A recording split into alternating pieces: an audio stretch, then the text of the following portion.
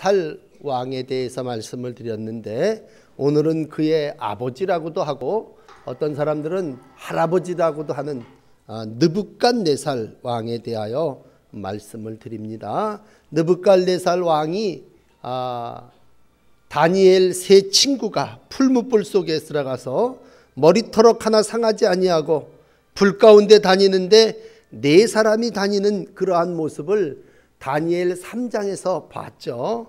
그리고는 너무 은혜를 받습니다. 정말 신기하고 놀라운 것을 본 사람이 그냥 있겠어요? 그가 입으로 하나님을 찬양합니다.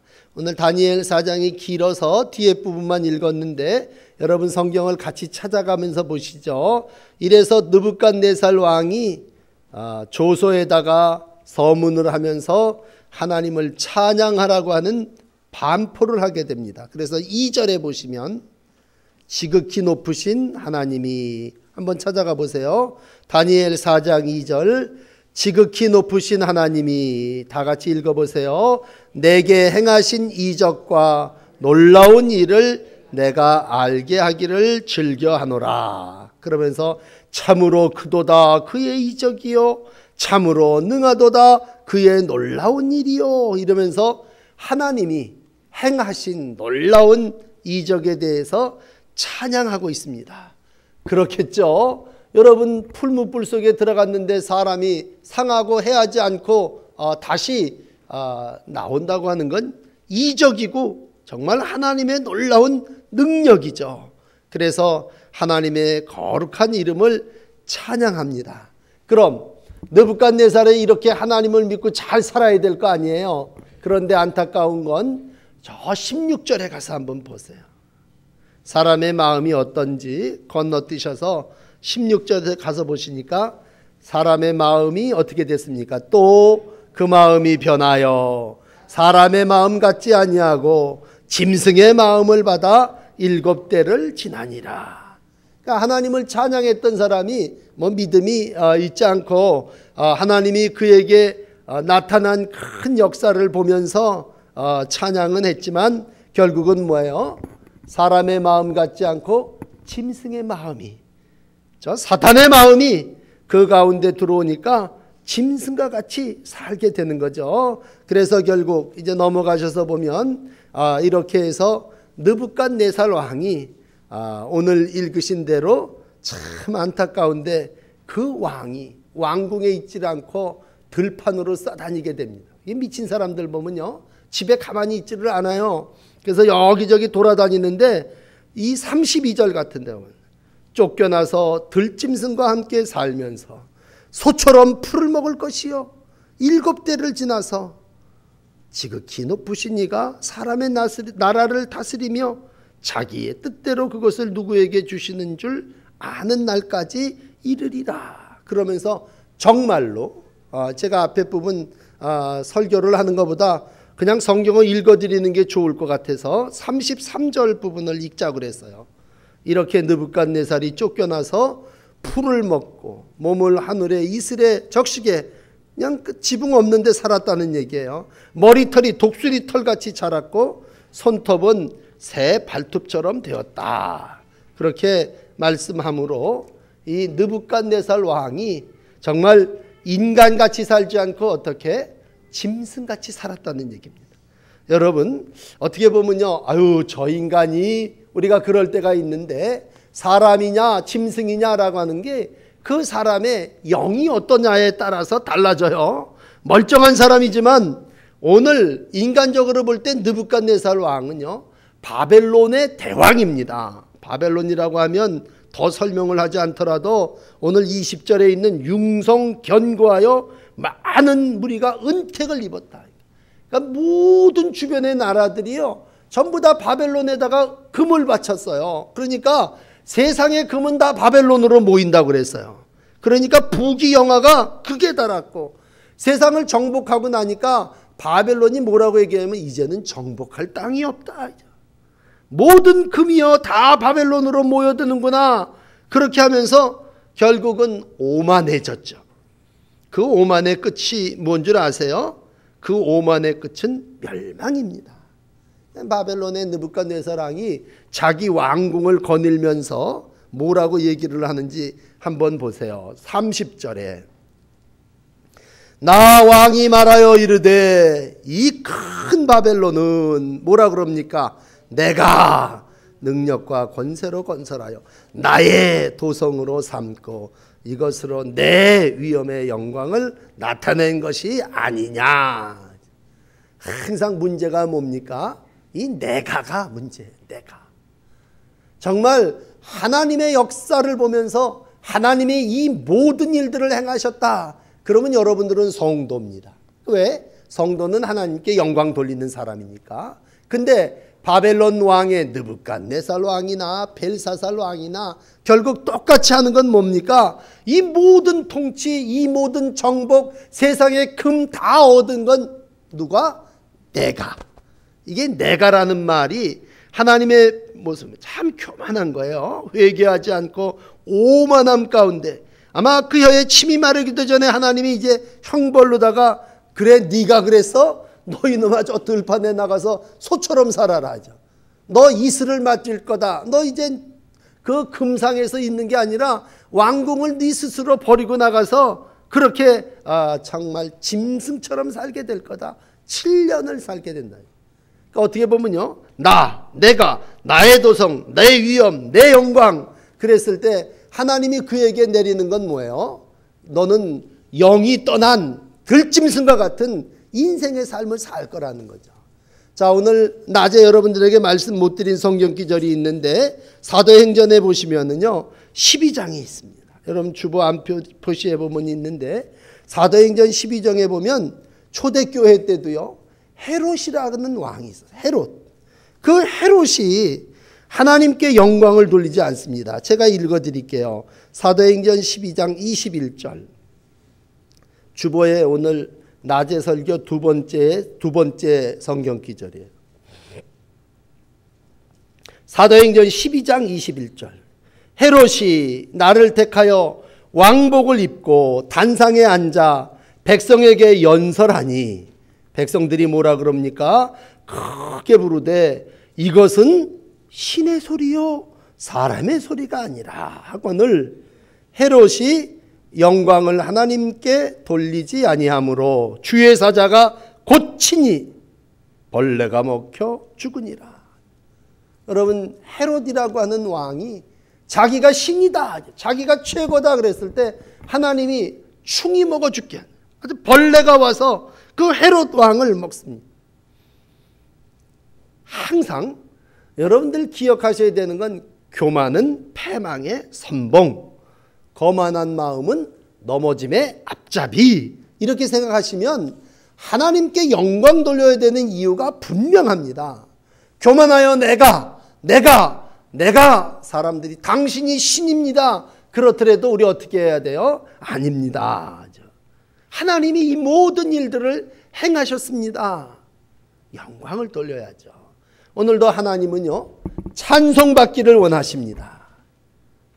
여러분 이 오후에 우리가 하나님을 찬양하는 건요 이건 우리가 당연히 하나님 앞에 드릴 영광이기 때문입니다. 내가 찬양받으면요 그건 하나님의 영광을 가로채는 느부갓네살 왕이요 헤롯 왕입니다. 왕과 들짐승 사이는요 어떻게 보면 종이 한 장 차이예요. 하나님의 영이 임하면 그이는 하나님의 귀한 자녀로 찬양하는 거고요. 악령이 마귀가 임하면 그이는 들짐승처럼 살아나가는 거예요. 오늘 여기 제정신일 때는요. 하나님을 높입니다. 야 풀무불 속에서 모든 역사를 이루는 하나님을 높여야 된다. 왕이 제정신일 때 왕궁에선 조소를 내린 거예요. 그런데 하나님의 영이 떠나고 미치니까 들짐승이 돼갖고 들판에서 어디 뭐 깎지도 못하고 다듬지도 못하고 7년을 이슬을 맞으면서 살아나갑니다. 낮에도 말씀드렸지만요. 사람은요. 좀 표현이 어떨지 모르지만 조금 광기가 누구한테나 다 있어요.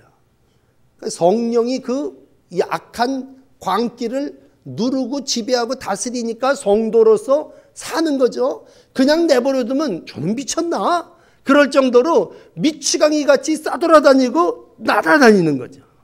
오늘 느부갓네살 왕을 보면서 누리는 한 가지는, 야, 왕이라 할지라도 그 좋은 금상이 있고 아무리 좋은 비단 이불을 덮는다 할지라도 영이 떠나가면 어떻게 되느냐? 들판을 싸돌아다니면서 세상 속에서 들짐승처럼 사는 게 인간의 모습이라는 것이죠. 다시 한번 영적으로 정리해 드릴게요. 하나님은 높으신 분이죠. 그러면 높으신 하나님은 누구를 귀히 여기느냐? 낮은 자를 귀히 여깁니다.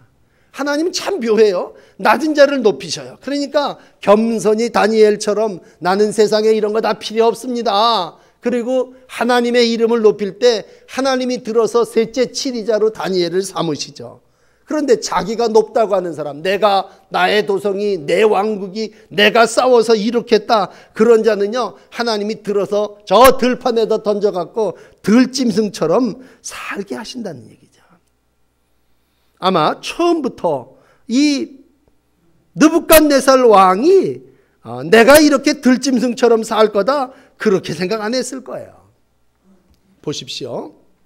한 7회 정도를 그렇게 살 때 하나님이 이제 오늘 본문 끝에 부분만 하나 더 말씀. 야, 이젠 기한이 좀 된 것 같다. 그러니까 느부갓네살이 드디어 34절에 어떻습니까? 눈을 들어서 짐승처럼 땅만 코박고 쳐다보는 게 아니라 하늘을 우러러봅니다. 그리고 이 느부갓네살이요 하나님의 주권을 인정합니다. 이건 뭐예요? 정신이 돌아온 거예요. 하나님을 찬양하는 거예요.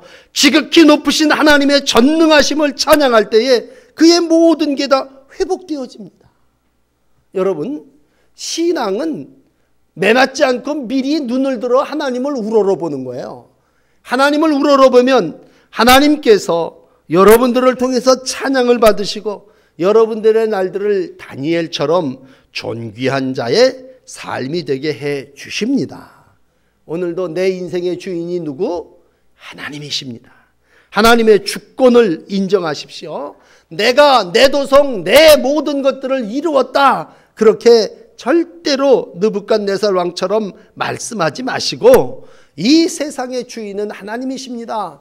모든 주권이 여호와께로부터 나에게 옵니다. 그럴 때에 하나님은 오늘 그러한 이들을 통해서 영광을 받으시고 하나님께 영광을 돌리는 자를 이 땅에서 지위도 높게 하시고 영적으로도 성령 충만하게 해주시는 줄을 믿습니다. 다시 한번 하나님이 이 세상을 통치하신다고 하는 사실을 꼭 기억하시고 높은 자를 낮추시고 낮은 자를 높이시는 하나님의 통치의 방법을 영으로 깨닫는 여러분들이 되시기를 바랍니다. 그럴 때 나를 한번 생각해요. 나의 잘되고 나의 부하고 나의 흥함이 누구에게 있습니까? 하나님께 있죠. 오늘도 흥망성쇠 하나님께 있으며 나를 다스리시는 분 누구십니까? 하나님이시죠. 설령 세상의 저 바벨론의 이방 왕이었던 느부갓네살도 하나님이 들어서 귀하게 찬송할 때는 쓰시고 또 그렇지 아니할 때는 들판에 내서 짐승처럼 살게 하시는 분이 하나님이시라면 오늘도 하나님은 다니엘도 들어서 이 세상 속에서죠. 너희 하나님이 저 이방 신들의 신들보다 더 뛰어나냐 그랬을 때 그리 아니하실지라도 나는 절하지 아니할 겁니다. 그리 아니하실지라도 나는 오직 하나님만 섬기겠습니다. 하나님 영광 돌리고 하나님을 부인하지 아니한 다니엘을 통해서 하나님은 오늘도 우리의 신앙의 모델을 삼고 있습니다. 우리가 세상을 살아나가면서요 사람들이 그래요. 난 누구누구 닮고 싶다. 아무개가 제 롤 모델입니다. 그러는 분들이 있어요. 여러분 2013년을 시작하면서 하나님은 왠지 우리 교회에 다니엘을 롤 모델로 주셨어요. 다니엘의 신앙은 위기 가운데 빛나는 신앙입니다. 편안할 때 예수 잘 믿는 신앙이 아니라 포로로 붙잡혀가서 정말 절하지 않으면 다 죽고 풀무불 속에 들어가고 사자굴 속에 들어가게 되는 그러한 신앙, 그러한 가치가 지배하는 우상이 득실거리는 세상 속에서 오늘도 다니엘은 차츰차츰 한 걸음 한 걸음 서두르지 아니하고 하나님의 영광의 자리로 나갑니다. 그래서 낮에 말씀드린 대로 5장에 가서 셋째 치리자의 위치까지 오르게 됩니다. 여러분, 성공이 무조건 성공입니까? 그 뭐 재수 좋아서 나 어떻게 하다 보니까 복권 당첨되듯이 나 이 자리에 올라왔습니다. 그런 사람 없어요. 하나님의 성공은요, 다니엘의 성공은요, 거저되어지는 게 아니에요. 몇 번 목숨을 잃을 위기가 있고 어려움이 있지만 그 삶의 자리에서 하나님께 영광을 돌릴 때 하나님은 오히려 이방 느부갓네살왕이 그 모습을 보고 찬양하게 했다가 또 자기가 영광을 돌리니까 짐승이 되게 했다가 제정신이 돌아오게 해서 다시 하나님을 찬양하게 만드시는 분이 하나님이시란 말이에요. 하나님 앞에서 여러분 부탁한데 교만치 마시고 미리 낮아지십시오. 그리고 하나님께 먼저 영광을 돌리십시오. 그러면 하나님께서 여러분들을 높이실 거고 영광을 돌리는 주권을 인정하는 이들의 삶을 반드시 이루어 주실 줄을 믿습니다.